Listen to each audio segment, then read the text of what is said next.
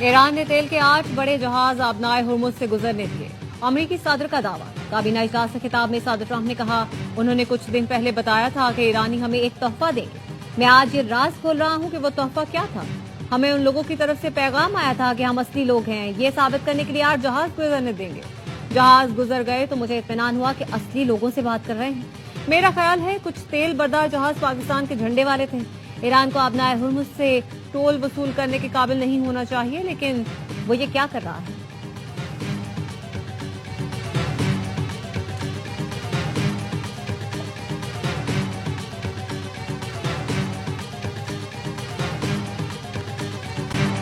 ایران مذاکرات میں سنجیدگی دکھائے اس سے پہلے کہ دیر ہو جائے۔ امریکی صدر ڈونلڈ ٹرمپ کا ٹروتھ سوشل پر پیغام، لکھا کہ ایرانی مذاکرات کاروں کا انداز بہت مختلف اور کچھ عجیب ہے۔ ایران کو جلد سنجیدہ ہونا ہوگا ورنہ واپسی کا کوئی راستہ نہیں ہوگا۔ صورتحال بالکل بھی خوشگوار نہیں ہوگی۔ واشنگٹن میں تقریب سے خطاب میں ٹرمپ نے کہا ایران معاہدے کی بھیک مانگ رہا ہے، میں نہیں۔ ایرانی قیادت بڑی بےتابی سے ڈیل چاہتی ہے لیکن ایرانی رہنما کہنے سے ڈرتے ہیں۔ وہ ڈیل کا کہیں گے تو اپنے عوام کے ہاتھوں مارے جائیں گے۔ ٹرمپ نے دعویٰ کیا جنگ سے پہلے ایران نے مشرق وسطی پر قبضے کا منصوبہ بنایا تھا۔ ایرانی بہت اچھے مذاکرات کار ہیں، ایرانیوں کے پاس معاہدے تک پہنچنے کا موقع ہے۔ صدر ٹرمپ کا ایران کے خلاف ساتھ نہ دینے پر نیٹو ممالک کو تنقید کا نشانہ، نیٹو کو کاغذی شیر قرار دیا۔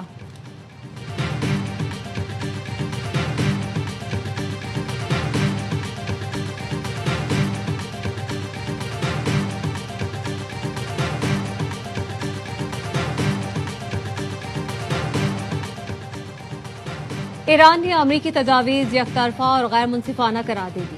ایرانی حکام کا کہنا ہے واشنگٹن حقیقت پسندی سے کام لے تو بات چیت کی راہ ہموار ہو سکتی ہے۔ غیر ملکی ایجنسی رائٹرز نے بتایا ایران کا ابتدائی جواب پاکستان کے ذریعے امریکہ تک پہنچایا گیا۔ ایرانی حکام نے رائٹرز کو بتایا بدھ کی رات ایرانی عہدیداروں اور سپریم لیڈر کے نمائندے نے امریکی تجاویز کا معائنہ کیا۔ ایرانی وزیر خارجہ عباس اراغچی کا کہنا تھا امریکہ مختلف ثالثوں کے ذریعے پیغامات بھیج رہا ہے، اس کا مطلب مذاکرات ہرگز نہیں۔ ایرانی وزیر خارجہ نے جنگ سے تباہی کا معاوضہ دینے کا مطالبہ کیا، کہا کسی بھی معاہدے کے لیے احتساب اور تعمیر نو کی یقین دہانی ضروری ہے۔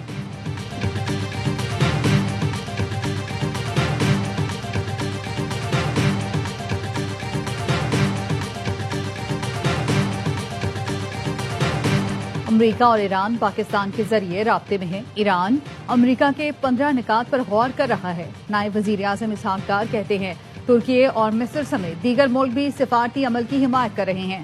پاکستان امن کے فروغ کے لیے پرعزم ہے، خطے سمیت دنیا بھر میں استحکام کو یقینی بنانے کے لیے کوششیں جاری رکھے ہوئے ہے۔ خطے میں امن کے لیے سفارتی کوششوں اور رابطوں میں تیزی، وزیر اعظم شہباز شریف کا ملیشین ہم منصب سے رابطہ۔ شہباز شریف نے کہا کشیدگی کم کرنے کے لیے مخلصانہ اور حقیقی کردار ادا کرتے رہیں گے۔ وزیر اعظم سے چینی سفیر کی ملاقات، پاکستان کے کردار کو تعمیری قرار دیا۔ اسحاق ڈار کی ترک وزیر خارجہ اور اردن کے نائب وزیر اعظم سے ٹیلی فونک گفتگو، کشیدگی میں کمی کے لیے مسلسل سفارتی کوششوں کی اہمیت پر زور۔ CNN کا کہنا ہے امریکی اہلکاروں نے بتایا امریکی نائب صدر پاکستان جا سکتے ہیں، میٹنگ کے لیے ترکی کا آپشن بھی موجود ہے۔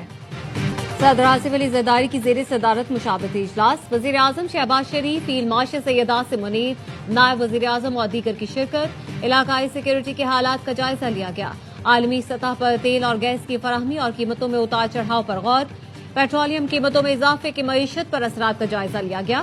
صدر آصف علی زرداری کا حکومتی اخراجات کم کرنے کے لیے کفایت شعاری پالیسی پر زور، چیئرمین پیپلز پارٹی بلاول بھٹو، وفاقی وزراء محمد اورنگزیب، محسن نقوی، علی پرویز ملک، احد چیمہ شریک ہوئے۔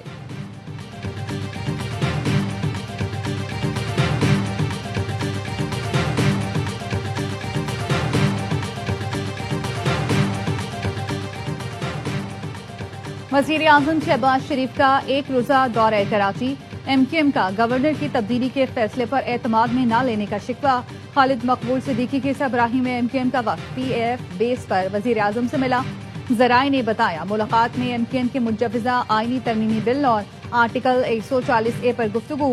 MQM کا مجوزہ آئینی ترمیم کو 28ویں ترمیم میں شامل کرنے کا مطالبہ، کراچی پیکج پر کام تیز کرنے کی درخواست بھی کر دی۔ وزیر اعظم کی MQM کے مطالبات حل کرنے کی یقین دہانی۔ ملاقات میں کامران پسوری، مصطفیٰ کمال، فاروق ستار، امین الحق اور فیصل سبزواری بھی موجود تھے۔ اگلی ملاقات اسلام آباد میں ہوگی۔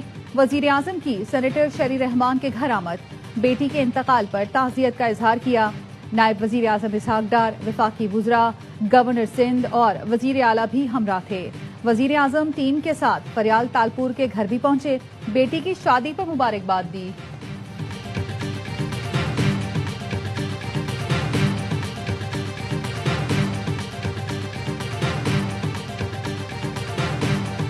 امریکہ اور اسرائیل کے ایران پر مہلک حملے جاری، شہداء کی تعداد 1937 ہو گئی۔ وحشیانہ حملوں میں 240 خواتین اور 212 بچے بھی لقمہ اجل بنے۔ متعدد اسپتال، اسکول اور کھیل کے میدان ملیامیٹ ہو چکے۔ شہری ڈھانچے اور اہم تنصیبات کو شدید نقصان پہنچا۔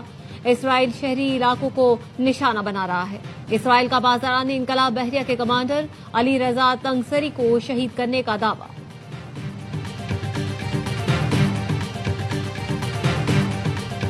ایران کے اسرائیل پر تابڑ توڑ حملے، تل ابیب اور حیفا سمیت دیگر شہروں کو میزائل اور ڈرون سے نشانہ بنایا۔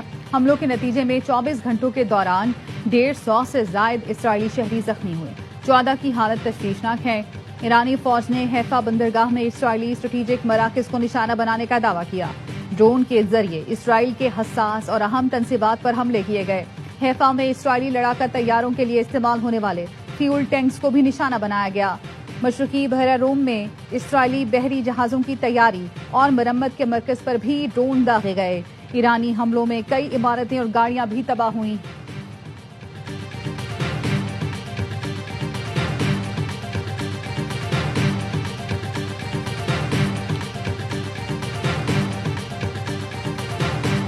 ایران کے خلیجی ملکوں پر فضائی حملے، ابوظہبی میں میزائل کا ملبہ گرنے سے 2 افراد جاں بحق، 3 زخمی ہو گئے۔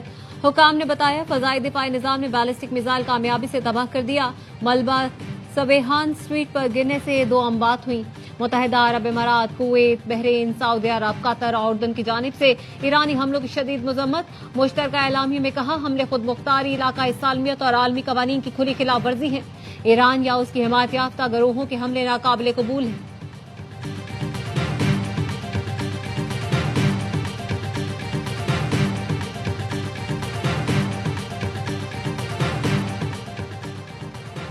ریاض میں خلیج تعاون کونسل کا اجلاس، بڑھتی کشیدگی، آبنائے ہرمز اور توانائی بحران پر بحث۔ سیکرٹری جنرل جی سی سی جاسم محمد نے کہا ایرانی حملے اور آبنائے ہرمز بندش سرخ لکیریں عبور کر چکی ہیں۔ خلیجی ممالک عالمی معیشت کے لیے ریڑھ کی ہڈی کی حیثیت رکھتے ہیں۔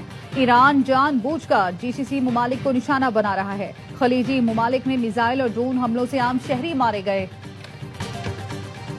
ایران جنگ کے نتائج کورونا جتنے سنگین ہو سکتے ہیں، روسی صدر نے خبردار کر دیا۔ پیوٹن نے کہا ایران تنازع کے اثرات کی درست پیشگوئی کرنا فی الحال مشکل ہے۔ فریقین خود بھی نہیں جانتے کہ آگے کیا ہوگا۔ خطے میں کشیدگی سے بین الاقوامی لاجسٹکس، پیداوار اور سپلائی چین کو شدید نقصان پہنچ رہا ہے۔ جس طرح کورونا نے عالمی معیشت کو متاثر کیا، یہ جنگ بھی تجارت، سرمایہ کاری اور بین الاقوامی تعلقات میں بڑے بگاڑ کا باعث بن رہی ہے۔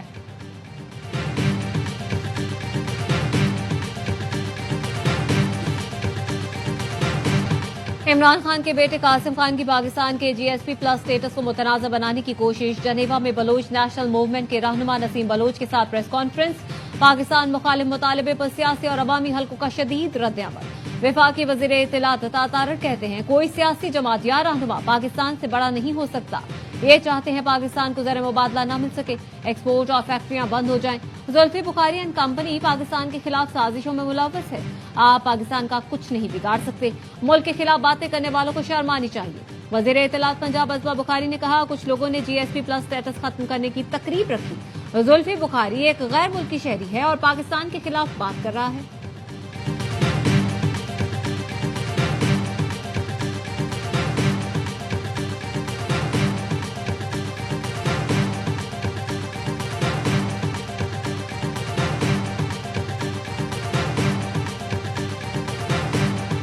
بانی پی ٹی آئی کے بچوں نے جنیوا میں پاکستان کے خلاف کوئی بات نہیں کی، نہ کریں گے۔ بیرسٹر گوہر کا کہنا ہے نواز شریف اور عطا تارڑ پیناما لیکس کا حساب دیں۔ آپ کے لیڈر مری میں کس سے ملاقاتیں کرتے تھے؟ بھارت نے کلبھوشن کیس میں نواز شریف کا بیان عالمی عدالت میں استعمال کیا۔